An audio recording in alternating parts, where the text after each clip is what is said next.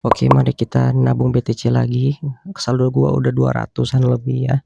Sekarang tampilkan hanya aset saya. Kita periksa BTC gua. Sekarang udah minus 17% ya. Gua udah buat order BTC ini udah 2 kali ya.